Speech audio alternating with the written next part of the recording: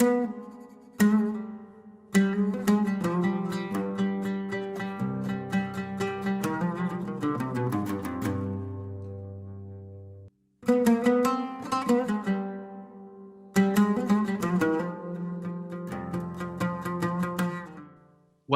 everyone.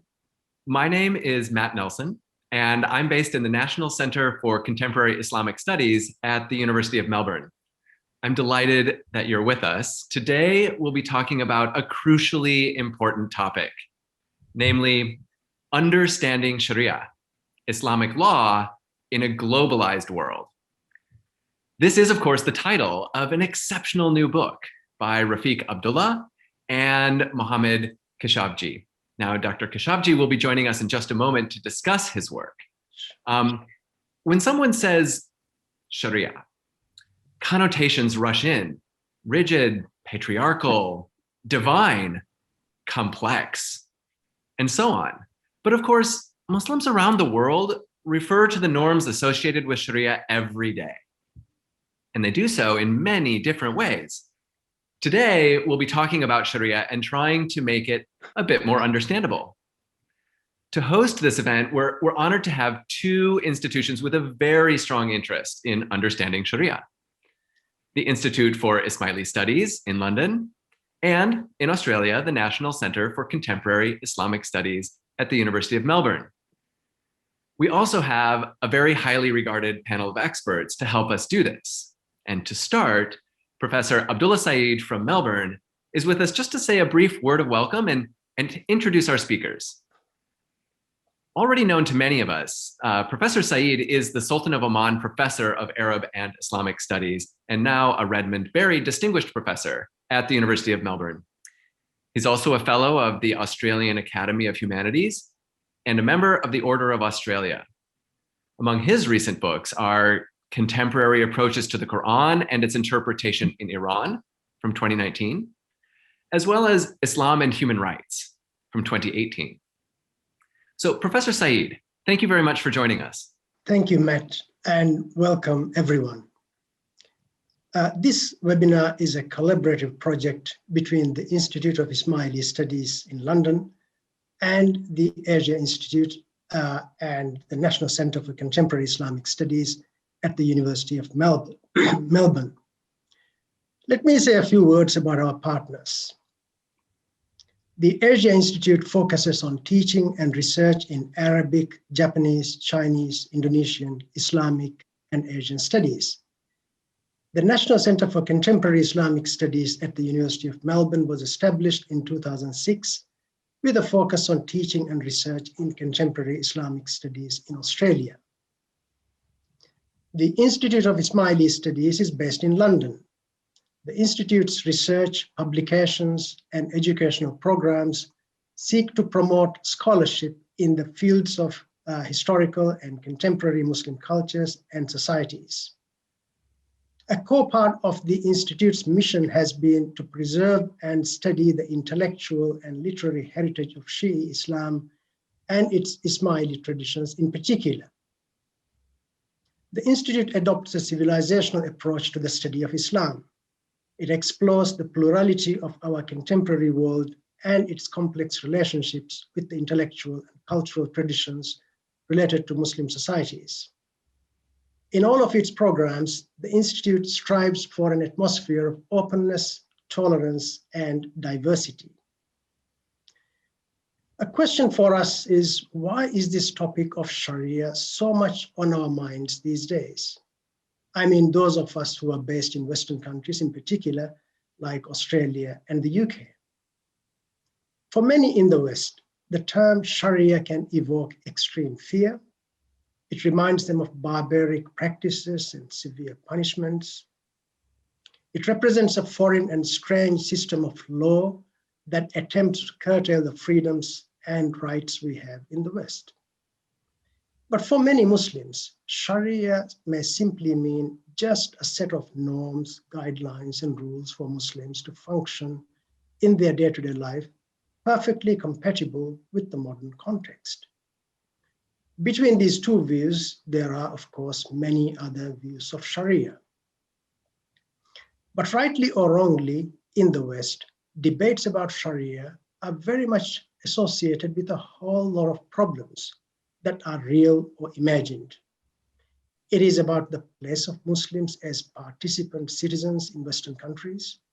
It is also connected with the debates on integration, community relations, Muslim identity, and Muslims' ability to adapt to modern norms about governance, human rights, interreligious relations, and the like. So it is so important for us, based in London and Melbourne, and of course elsewhere, to get a handle on what this concept of Sharia is and what it is not. There is an urgent need to demystify it. This is where our webinar today is so timely. We are fortunate to have the author of an extremely important book on demystifying Sharia in an easily accessible text. We also have other scholars who have been engaged in this debate on Sharia with us tonight to really explore some of the key issues the book focuses on. Let me now introduce our panelists very briefly. To guide us, we have Matthew Nelson in conversation with the author of this helpful new book, Mohammad Keshavji. And then to discuss this work, we also have two extremely distinguished colleagues, Layla Arstal and Ziba Mir Hosseini.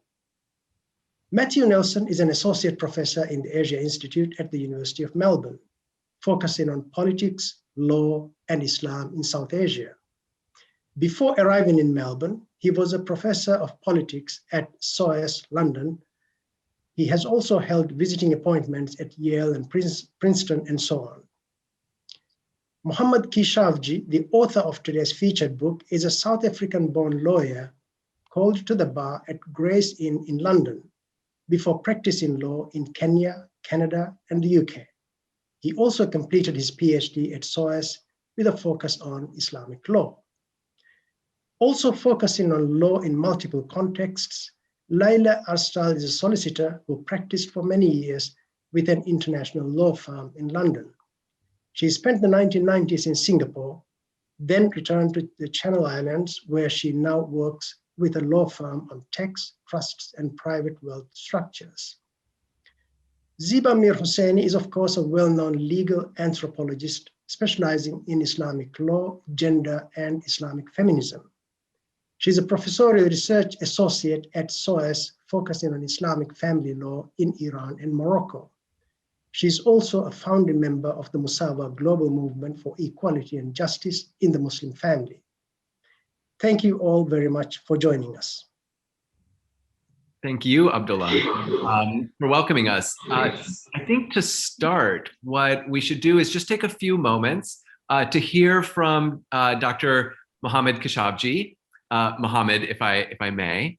Perhaps you could just take 15 or 20 minutes, perhaps, and outline the key features of your book and introduce some of its main themes. And from there, we'll jump in with a few questions. I know I have a few questions myself, and I'm sure Dr. Ziba Mir Hosseini and Layla Arstal, again, Ziba and Layla, if I may, we'll dig a bit deeper. It's such an important and engaging topic, but it's also unfamiliar to many people. So maybe you can just help us get started in ways that will help us understand Sharia. Mohammed. Good day, friends, wherever in the world you are. Thank you, Professor Nelson, for your very kind words. My warm thanks to Professor Abdullah Saeed for inviting me to this event at the University of Melbourne to discuss my co-authored book, Understanding Sharia, Islamic Law in a Globalized World. I'm also grateful to Dr. Salim Lakha for all his help in making this event possible. My thanks also go to the Institute of Ismaili Studies here in London, from where this program is being aired. Perhaps it's a good starting point for me to explain very briefly what motivated me and my co-author, the late Rafiq Abdullah, a fellow British-trained barrister and a diasporic Muslim like myself, to write a book on Sharia. Both of us spent many years of our lives working with Muslim communities and institutions in different parts of the world. In my case, in an international capacity in France. In the case of my co-author, with a Sharia council in the United Kingdom, primarily as an advisor to the council to ensure that its deliberations accorded with the public laws of the United Kingdom. In our respective work, we came to realize that basic knowledge of Sharia was sorely lacking in the United Kingdom, a country that has some 3.6 million Muslim citizens today.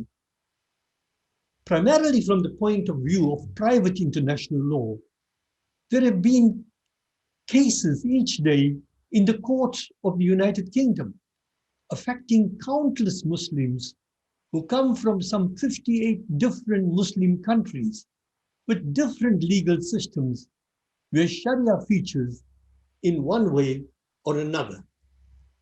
This, as you can imagine, is not an easy task, considering that there are 8 different schools of law in Islam, 4 schools for the Sunnis, 3 for the Shia, and the Ibadi school, followed by the Kharijites, who are neither Sunni nor Shia. Secondly, we noticed that in the public perception, there was no clear idea of what Sharia was or was not. Many practices followed by Muslims, including in the UK, were viewed in the public perception as, quote, Sharia, unquote, practices, e.g. forced marriages, crimes of honor, and female genital mutilation. Whereas in reality, Sharia does not countenance such practices which are cultural and not mandated by the faith. Sadly, Sharia has become a metaphor today for the erroneous perception that Muslims are unable to live their faith in harmony with the exigencies of the modern world. Sharia thus is thought to lie at the fault line between tradition and modernity and between the so-called liberal, enlightened West and the so-called pre-modern East. Muslims are seen to be tenaciously holding on to a legal system that appears draconian and has little or no compatibility with legal systems in the Western world. A perception both caused and sustained by Samuel Huntington's thesis of the clash of civilization, which is buttressed by rampant Islamophobia that today has acquired a normative status in the media channels globally. Thirdly, among Muslims themselves, there often is no clear understanding today between what Sharia is, a divine pathway, and what fiqh is, its real-world jurisprudential understanding. While Sharia is considered to be a divine and unchangeable ideal, its fiqh, or time-marked jurisprudential understanding, is human and therefore subject to change according to the vagaries of time. This understanding, we felt, was an important factor for us to explain, as many Muslims today call for a return of Sharia, often not understanding what this rallying call actually means. In diasporic settings, the call for Sharia often has a different motivation. It is a desperate call for the buttressing of identity in a world facing massive globalization. Here, identity becomes an important factor, and Sharia becomes the term around which identity politics are played out. We saw this in the Sharia debate in Ontario in 2004, and in the United Kingdom in 2008, when the then Archbishop of Canterbury Dr. Rowan Williams gave his famous speech at the Middle Temple Inn in London, suggesting that in some matters of family dispute resolution in the United Kingdom, some aspects of the Sharia could be applicable. Reactions to the Archbishop's speech focused more on identity politics rather than on legal practice, and consequently, this speech became the subject of a major controversy. Lastly, in the case of my co-author, the late Rafiq Abdullah, working on this book was a case of intellectual and personal curiosity. Rafiq grew up in a Sunni Muslim home in South Africa, and his mother was the granddaughter of two imams, one of whom was sent by the Ottoman Sultan Abdul Hamid II as Sheikh al-Islam to South Africa. While Rafiq's family lived as Muslims, Sharia as such was not a conscious daily obsession in their home. And he was intrigued to know why Sharia had become such a prominent factor in Muslim identity in recent times. We therefore felt that there was a need for a book on this subject for the educated lay person that would be accessible and not too academic. Hence this book, Understanding Sharia, Islamic Law in a Globalized World. This book, Understanding Sharia, Islamic Law in a Globalized World, is not a book on fiqh. It is not meant to be. It is instead a book that provides perspectives on the term Sharia, showing inter alia how ideas about Sharia developed into positive law in the context of the history of the various Muslim peoples and how, at different times, Sharia interfaced in a creative manner with different legal systems in different historical circumstances. Sharia also interfaced creatively with urf, customary law, in various parts of the world to which Islam expanded. For example, Yemen, Indonesia, Morocco, India, and Zanzibar. In this regard, the book provides a historical background showing how Sharia evolved in each epoch. In the formative period, 622 to 632, Sharia evolved as a bare legal ethic where the conflict was between tribal and customary norms on the one hand and the new Quranic norms and rules on the other, which, for the first time, gave property rights to women as witnessed in early inheritance cases. As Islam expanded geographically, we see further development in the time of the first four caliphs, when Sharia takes the form of capacious moral guidance for governors, primarily for the sake of good governance. Following the era of the four rightly guided caliphs of Islam, at the outset of Islam, we see the rise of the Umayyads with the establishment of the Qadi court system and the formation of secular courts, which were not Sharia courts, but courts which coexisted with Sharia courts, with both dispensing justice in the name of the faith in a seamless manner. Our book, Understanding Sharia in a Globalized World, then describes legal developments in the next phase, when the Abbasids take power, 750 to 1258 CE. And here we see the formation of the four Sunni schools of law and the contested notion of the closure of the gates of independent reasoning, known in Arabic as ijtihad.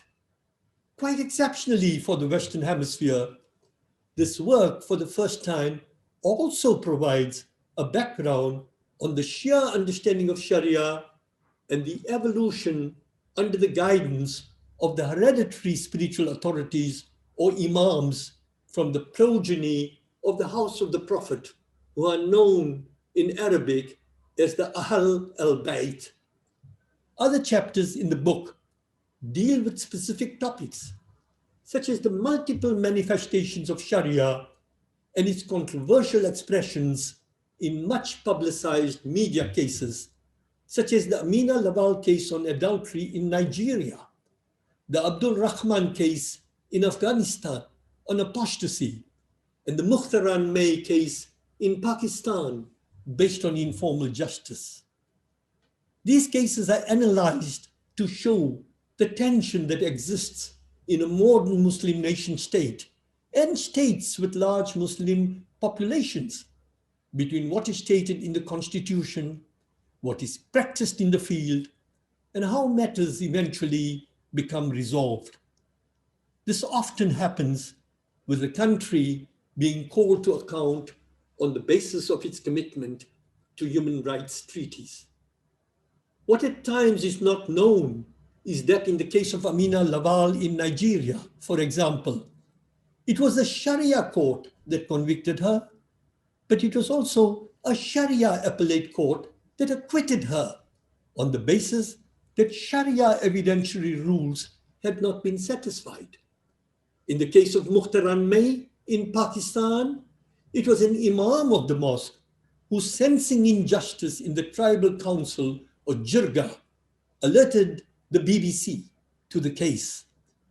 These cases are also discussed in the context of the political circumstances in which they took place. This book, Understanding Sharia in a Globalized World, then discusses new developments that reference Sharia.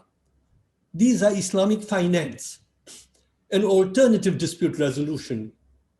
While Islamic finance attracts favorable attention, alternative dispute resolution invites concern and fear and becomes embroiled in the politics of informal justice.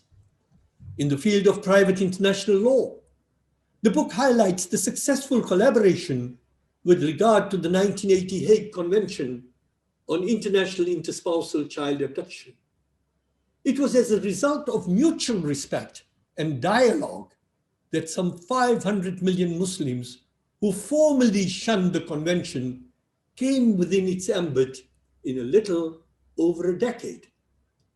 The chapter on human rights in the book focuses on the different philosophical approaches to the subject and concludes with Elizabeth Myers' point that neither Islam nor human rights are static entities, and that their relationship is not essentially conflictual. Rather, they are the products of politics, which creates a changing and malleable relationship which is both hostile and promising. The book ends with a critique in which the authors describe both the need for ongoing interpretation of Sharia and the complexity involved in the process. This critique focuses on the work of Muslim female scholars, such as Aziza Al-Hibri, the American academic, Amina Wadud Musin, a modern-day interpreter of the Quran, and Ziba Mir Hosseini, an anthropologist of Iranian origin. The critique further covers the social activism of the Sisters in Islam in Malaysia and of the late Asma Jahangir, the human rights lawyer in Pakistan. There is also a reference to more grassroots activists such as Tawakkul Karman of Yemen and Malala Yousafzai of Pakistan, both Nobel laureates, highlighting that Sharia was never the dominant factor in Muslim identity, but one of many factors. Our critique ends with the sentiment with which the book begins, in the words of Jacques Jomier, and I quote, "Islam is a clear stream with well-defined characteristics which are the same everywhere.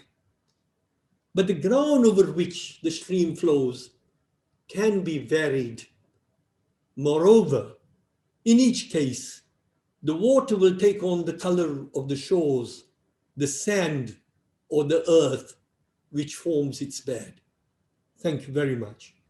Thank you so much, Mohammed. That overview of the book, that sort of introduction to the key themes, the sort of basic outline of your ideas and what you intended to do with the book was extremely helpful. And we can now appreciate why this is such an important book. What I want to do now, I think, is just start a conversation, building on what you've said, and sort of asking about some of the key terms that you introduced and going into a little bit more detail, I think. I know I have a few questions, and I'm sure that Layla and Ziba will as well. So I think I'll just go ahead and get started with a question of my own, if you don't mind. Of course, we're familiar with the term Sharia, but you also reference another important term, which is the term fiqh, or F-I-Q-H, fiqh. And in the book, this is an important distinction. And I'm wondering if you can just tell us a little bit about this distinction. When we say Islamic law, why do these terms come up and how can we distinguish them? Maybe just walk us through some of those terms. Thank you, Matt. Very interesting question. If I may, I'll just refer to a particular slide that appears in the book. If you look at this slide, a Muslim, the red dot on this particular slide, has various relationships. One relationship is between a Muslim and his or her creator, which is what I would call the vertical axis or the vertical coordinate. And that is called ibadat. That connection is exemplified by the 5 pillars of Islam: the Shahada, the pilgrimage to Mecca, the giving of zakat or alms, the daily prayer, and the fasting during Ramadan. But a Muslim also has a lateral relationship with his or her fellow human beings. And that lateral relationship is known as mu'amalat. It's a transactional relationship. And on that particular axis, you have things like contracts, torts, marital relationships, marriage contracts, divorce, custody cases, criminal justice would all come on the muamalati transactions. But we also say there's a third connection, and that's the connection with the environment. And that is exemplified by the notion of amanat, or custodianship, a trustee position, that you cannot deplete the patrimony of the earth in a lustful and greedy way, but you have to look after it for future generations. And we make the point in the book that there is a linkage from God to the environment, which is the ideal called Sharia. It is an ideal. It is a moral vision that is God's vision for Muslims on how they should continue their life. But that is a straight line, but it's not a rigid line, because successive Muslim generations had to interpret what that meant according to the context of the times in which they lived. And that jurisprudential understanding is known as fiqh. And that is mediated through a human agency. While Sharia as an ideal is considered to be a divine construct, its jurisprudential understanding is a human construct. And this would be important for people to know, particularly for those who take an egregiously literalistic approach to this whole concept and say that everything is immutable, that you cannot even use human agency to try and understand it. Now, I think that is very important distinction for those who call back for return to Sharia. Now, as far as, and I think this particular distinction is very well covered in the Ziba's work, among others. I think your question about Islamic law, how we visualize it in the book as 2 British-trained barristers, is Islamic law is the dispositive law that a Muslim country would utilize in terms of dealing with an issue that has a Sharia dimension. And Islamic law would be laws that that country follows, which could be statutory laws.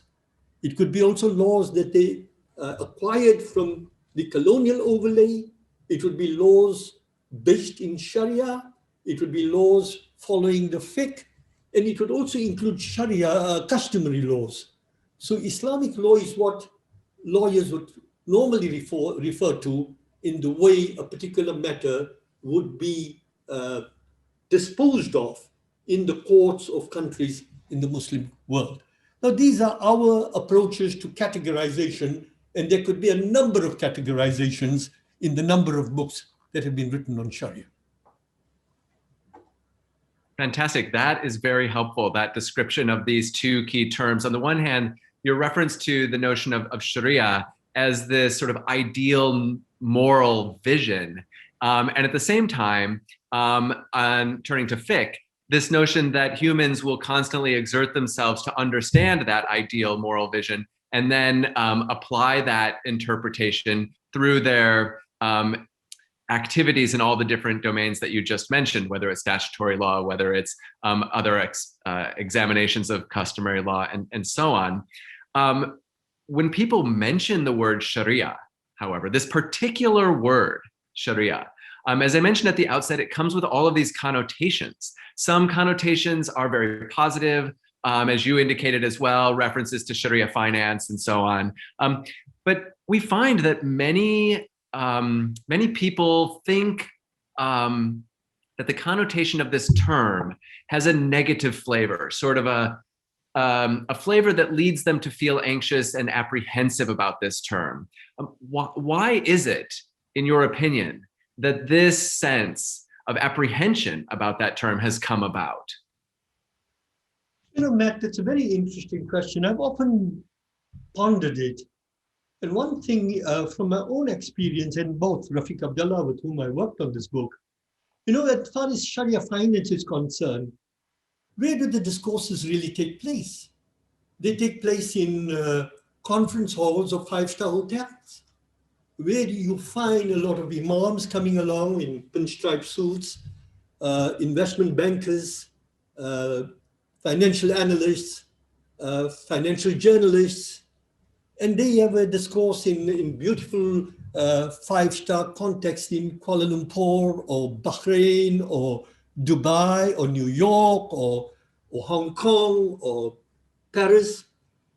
Where do the discourses about the other aspects of Sharia take place? And the discourses on the other aspects take place in contexts where they're discussing women's rights, minority rights, custody matters, interest of the child. And so the discourses are in a different context to start off with. There's no level playing field to start off with. Secondly, you see some controversial expressions of Sharia justice coming out from certain quarters of the Muslim world. And when this happens, unfortunately, those very few examples, and they are really very few. I mean, in writing this book, I came just across 4 or 5 maximum. But the interesting thing is they are so dramatic that they tend to dominate the whole discourse in the media, particularly. And then the Islamophobic tropes that have become part of mainstream culture today play in. And therefore, you begin to see that it takes a binary shape of discourse, where it is demonization. But what is not known, and hopefully this book does it to a certain extent, that the Amina Laval case, for example, it was a Muslim lawyer, Nigerian woman lawyer, Huhaba Ibrahim, who fought this case and proved that the Sharia principles of justice were not met. And on the Sharia principle of justice, the woman was acquitted. So these type of analysis are not known. The media is not interested in how Huhaba Ibrahim fought the case. They're interested to know that is Amina Laval going to be executed, and is Nigeria going to be in a problem? And does this become a global media discourse?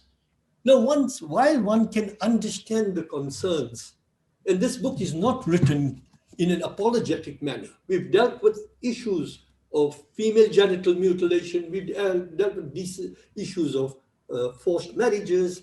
But the important thing is that we need to understand the issues before we are in a situation to start passing judgment. to say barbarianism, bad behavior. But what happens is the book tries to situate this in the context of the political circumstances in which these cases have taken place. And I think that in any discourse, one has to look at the facts and wherever things are wrong, to say they are wrong. Hopefully, we have tried to do this in the book without being judgmental. Okay, I have to bring in Dr. Zibamir Husseini at this point. As you've said, the media might have its own framing of these issues, but the rest of us who, as you say, want to understand Sharia, obviously want to look a little bit deeper from some of those frames that we're presented with. And you've specifically referenced many cases that have to do with women Sharia and some of the stories that we hear about that. And so I just have to call on Dr. Zibamir Husseini. Perhaps you have some thoughts that you just want to bring in on these issues. Obviously, your work is very influential in this area. Thank you. Thank you for inviting me to join this conversation. I very much enjoyed the book. Yes, I think one point that Mohammed made, which is a very important, the distinction between Sharia and fiqh, that fiqh is basically a human understanding of Sharia. But I would say it's not the human, because it is a man's understanding until now. Because in pre-modern times, this is not the case at the time of the Prophet Muhammad. But after the Prophet Muhammad, women were gradually marginalized, and their voices were silenced. And by the time that fiqh schools emerged, 150 years after the death of the Prophet, women's voices were not there. And so as a result, what we see as an interpretation of Sharia, a juristic interpretation, is a man-made interpretation. And also that belongs to a different time and different age, that the idea of gender equality, the way that we think about it, was not an component of justice, but things have changed. So now I would say since the early 20th century, we have this debate that Muslim thinkers, and Abdullah Said is one of them, thinking about the new interpretation of the Sharia, the new ways of understanding of Sharia.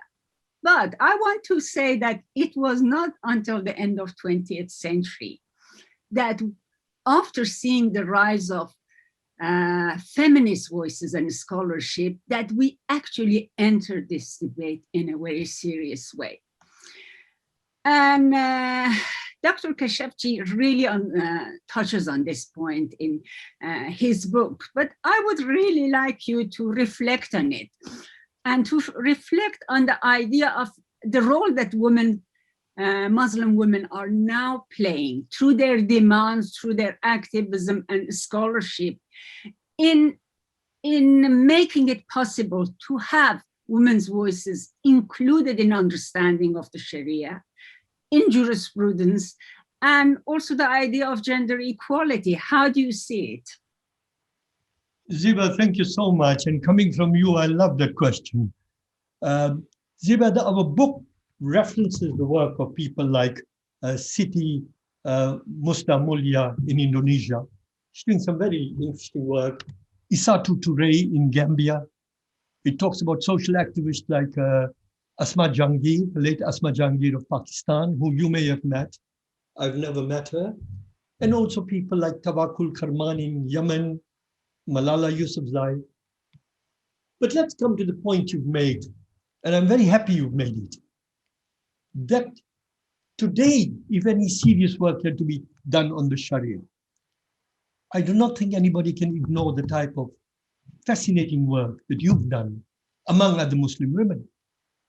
And any discourse of the Sharia in the 21st century would ignore that voice at the peril of sound scholarship.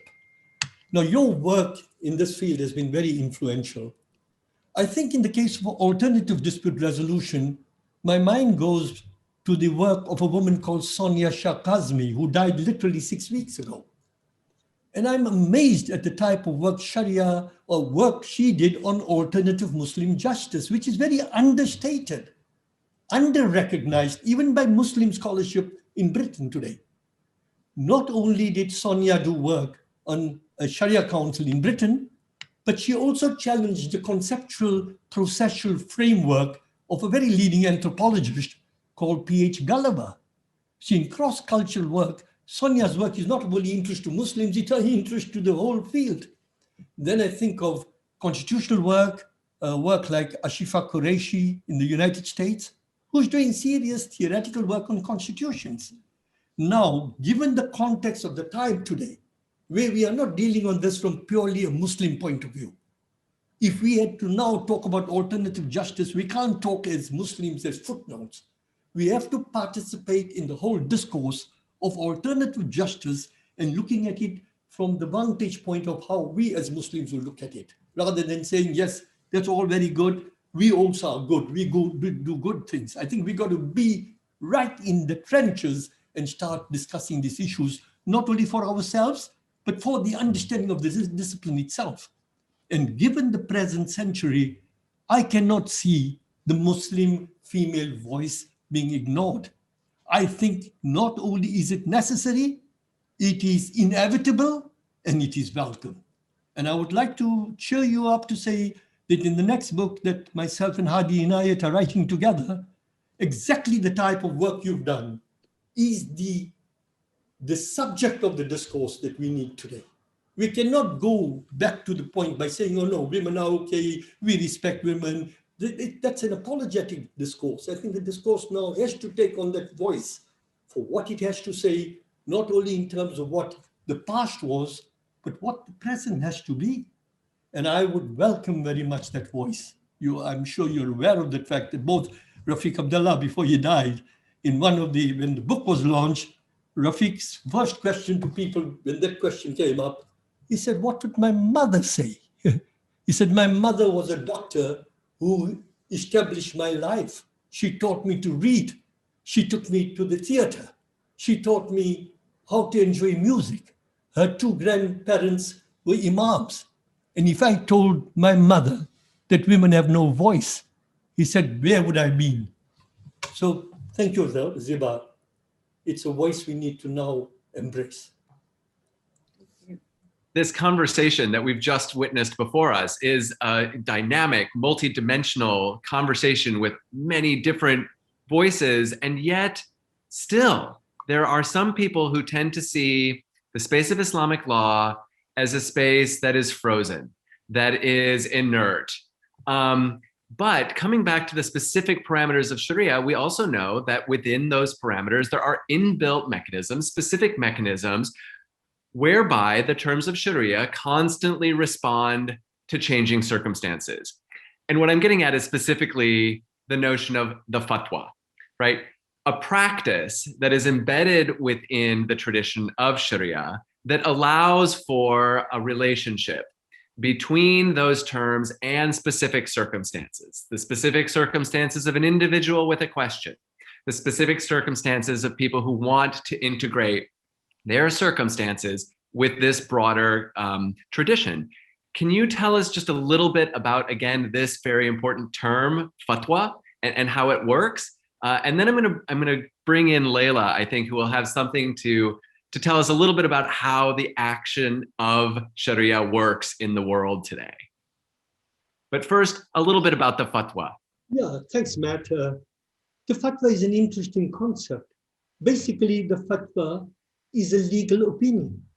It's a legal opinion given by a person who's qualified to give that legal opinion, which is a mufti, a jurisconsult.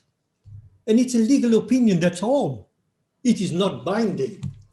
A Muslim will be no less a Muslim if he or she didn't follow a particular fatwa. But a fatwa would have certain credibility by virtue of the scholarship of that particular mufti. Certain Muslim countries have official muftis, and certain Muslim contexts have muftis that are not working for the government, but that acquire a certain credibility. Now, the jurisconsult gives that opinion, And for us as two British trained barristers, the first thing Rafiq and I said, but really a fatwa is what they do in British common law. The whole notion of ratio decidendi. A judge looks at a particular issue, looks at earlier rulings, tries and distinguish the earlier rulings according to the facts of the case in the later ruling, and says to that extent the earlier ruling has been overruled, and because of these distinguishing factors, this is how we would dispose of the case. So it is very much like British common law and the notion of ratio decidendi. And the fatwa is a process by which Islamic law gains currency in terms of the exigencies in which Muslims have to deal with matters. There are fatwas passed in Indonesia about how the rainforest has to be cared for. There is a fatwa being passed or was passed recently in Britain on whether Muslims could donate their organs. And a program I'm teaching here at the Institute has an imam who's going to come and say how they developed this fatwa with Muslim doctors, with scholars, with experts. So a fatwa doesn't just emanate in thin air. It is a thought out process where you bring in experts in the field. In the case of Islamic banking, the Egyptian Mufti said, look, we can't go back to the 10th century jurisprudence and look for something for the 21st century if it didn't exist at that time. But we can take the principles of the past in terms of its essential values and try and extract a voice from the past that can speak to the present. Unfortunately, the word fatwa acquired a negative connotation after the fatwa that was passed by the Ayatollah Khomeini against Salman Rushdie many years ago. But that was precisely a legal opinion given at that time. And also remember the Mufti has to look at three internal principles of the dynamic of Sharia. One is necessity, which is known as darura. The second is public interest, which is known as maslaha. And the third is the process of ijtihad, the exertion of the human mind for the understanding of a problem. So I think the fatwa is in that particular dynamic. When we're talking about the fatwa, we're talking about the work of legal experts. And so again, I want to bring in a legal expert, in this case, Leila Arstal, to tell us a little bit about her views on some of the issues we've been discussing. When we've been discussing the fatwa in particular, again, it's about how to connect the terms of Sharia to some of the demands and changing circumstances that unfold in the world. And the world is constantly changing. And so it's important to think about how Muslims engage a changing world. And I know that Leila is involved with Muslims involved in a changing world every day. And so as an expert opinion and a solicitor herself, can you jump in, Leila, and help us think about some of these issues from your perspective? Well, yes, thank you very much for posing that very interesting question, but it's also multi-layered. And as Abdullah, Ziba, and Mohammed has explained, that there are so many different ways, perspectives that we need to consider each problem. As far as understanding Sharia is concerned, and Mohammed's book is very helpful in addressing the challenge that Abdullah mentioned right at the beginning, which is demystifying Sharia law in terms that can be understood by the educated layman. And I think if we keep on going back to that and then referencing authors like Mohammed and like Ziba, who have written in spaces to explain these technical terms that non-Muslims would find useful as tools to then understand what Sharia law is, how to place a fatwa, how to understand fiqh. And then going back again to Abdullah's point of making this available to the educated layman, and drawing in the point that was made earlier about the media, I'm wondering whether actually the priority group is to educate the media in how to use these terms sensibly without jumping onto perhaps a bandwagon of a sensationalized story that will sell newspapers.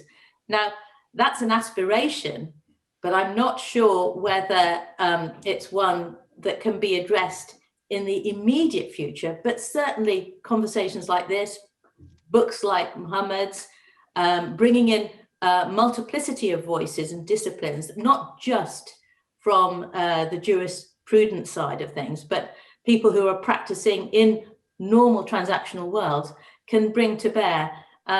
So I think going back to your question, Matthew, the Sharia principles are there, and it's the bedrock from which we can draw essentials, and then using the tools of fiqh and fatwa, be able to apply them, but recognizing, as Ziba said, that these are interpretations that up until now have been mostly dominated by the male voice.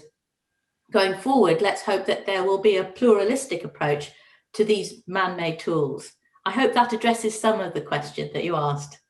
Absolutely. I mean, of course, the media and those working in media often view us as their audience. But what you're suggesting, in a sense, is that some of this task of understanding Sharia needs to treat the media as an audience and hope that they will start listening to some of the things that we're articulating here, and to make it, in a sense, a broader conversation that works two ways on some of those important issues. I wonder if, Mohammed, you want to come in on some of these important points about how to engage other audiences, in this case, the media, so that people can better, as Leila said, and others, the educated lay Muslim, the educated media can really use appropriately terms like fatwa, terms like fiqh, so that they don't fall back into some of those traps, some of those stereotypes, some of those misapprehensions concerning terms like Sharia or terms like fatwa that we mentioned earlier. Can you just comment on some of these issues? Thank you, Leila. I think that's a very interesting observation. If you take this discourse, when this book was written, the Financial Times, a very leading British paper, gave a small op-ed review on its op-ed page. A chap called David Gardiner wrote the review. And if you read the review of the book in the Queen's Law Journal in Canada, the late Sonia Shah-Kazmi, who did the review of the book, mentioned the fact that that David Gardiner of the Financial Times received from readers of the Financial Times, who said that David Gardiner himself has now been co-opted by Sharia and by barbaric thinking. So the review on this book was like a book on itself. And a leading British Muslim barrister, Dr. Sonia Shah-Kazmi, said that people didn't want to read the book. They wanted to castigate the person who reviewed it in the Financial Times, who said there's a lot to learn about it.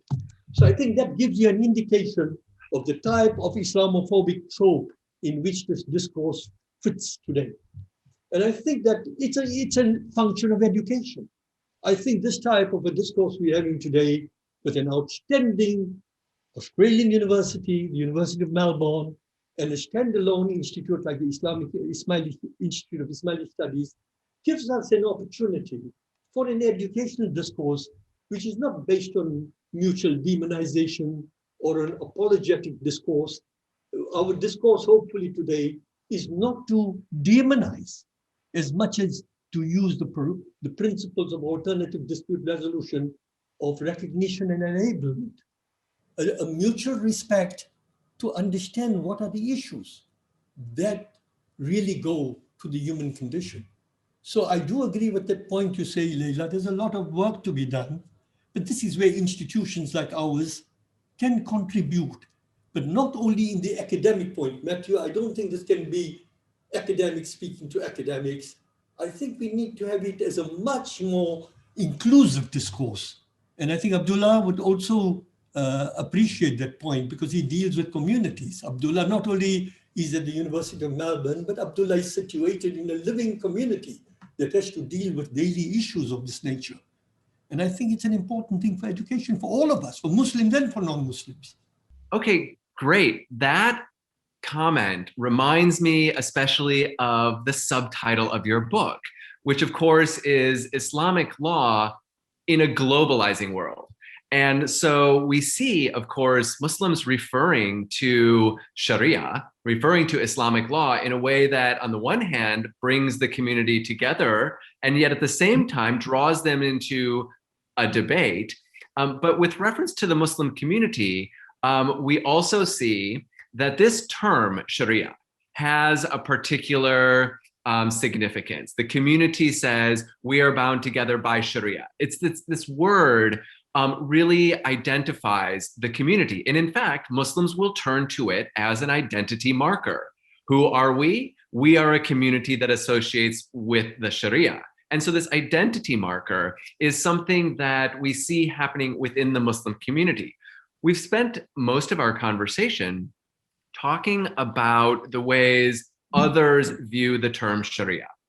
But I want to sort of finish with a final question about the way the Muslim community refers to the term Sharia, and ask about how you think they engage this term as an identity marker, really. You know, Matt, identity, as you know, is a very complex concept. Now, I'm just looking at it from my own life and my own journey. And my co-author also was born like me, he was born in South Africa, brought up in Britain. And when we compared our own journeys in identity, they were so different. Rafiq was born in Natal, in Durban, in South Africa. I was born in Pretoria. And when we compared our own lives in South Africa, he was amazed. He said, "Is that what you went through under apartheid?" But I said, "Where the hell were you? You were also in the same country." He said, "We were in Natal, we were in Durban, we produced Gandhi. We fought the British colonial days 100 years before you guys." So identity is a very complex factor, number one. And each one of us, throughout our lives, we re-script our identity as we go through this journey. And I think I'm talking for all of us, Matt. I'm talking about you, I'm talking about Ziba, I'm talking about Lela, I'm talking about Abdullah, I'm talking about myself. I'm talking of all of us. But the issue is that we need to understand what is identity, what does it mean at any particular point in time for a person? And how is the Muslim identity shaped by Sharia? Is it a universal notion that every Muslim, wherever you see them in the world, will define themselves according to a Sharia identity? So both Rafiq and I did not veer towards what Joseph Schacht said. Joseph Schacht, in his book in 1949, 1950, says, the Sharia is the core and kernel of Islam in the face of a changing world. Our research has shown that's not true. I don't think it's true. Muslims don't use Sharia as the sole identity marker, though as time goes by, for different reasons, in Muslim majority countries or in diasporic contexts, Muslim may happen to some parts of the Sharia as an identity marker, whether it will always be in the form of a hijab or always in the form of the type of beard you have or the type of dressing you have, or whether it will be a much more essential identity as they navigate through that route. But I would say that we need to understand the factors for identity politics playing itself out, either in a Muslim majority country, which is a clamor for greater social justice, or in a diasporic context, where it is a desperate attempt to say, we want to keep our identity in the face of a rampant globalization move.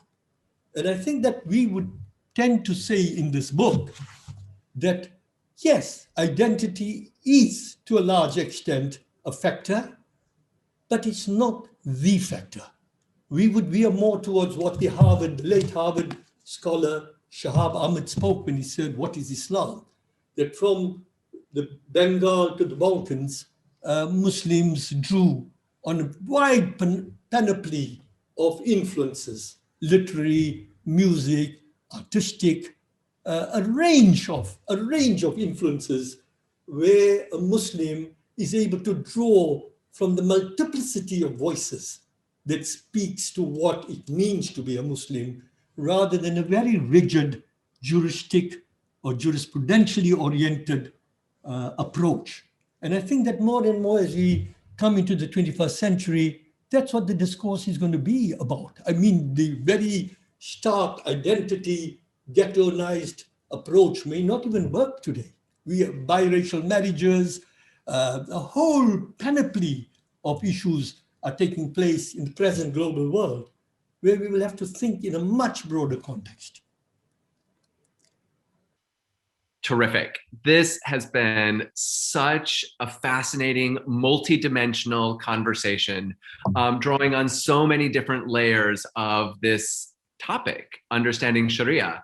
From some of the things that Ziba was reminding us, that this conversation is a conversation of many voices, and we need to emphasize those many voices, to some of the things that Layla was pointing out about how important it is for our learning and our ongoing learning to be shared through the media, through other types of formats that will allow us to engage other people in an ongoing discussion about how these issues can be understood. I think that this discussion could go on and take many different directions, but I'm also conscious of time. And I just want to thank everybody so much for joining us, particularly our panel, Ziba Mir Hosseini, Layla Arstal, and Abdullah Saeed, for joining us. But of course, particularly want to thank you, Mohammed, and your co-author for this incredibly helpful book. I think that people who are listening to this will hopefully be reminded that these sorts of collaborations between the Institute of Ismaili Study, the National Center for Contemporary Islamic Studies in Melbourne, are really fruitful for bringing, as it were, the world together to talk about crucial issues. This is hopefully just one of several helpful discussions that we'll have. And I hope all of you and everyone who has joined us will come back again for another discussion, either in London or in Melbourne or wherever we may convene to discuss Islam and Muslims across the Muslim world and try to understand a little bit better. So thank you very much for joining us, everyone. Thank you, Matt. Thank you, the panel. Wonderful, wonderful day. Thank you so much.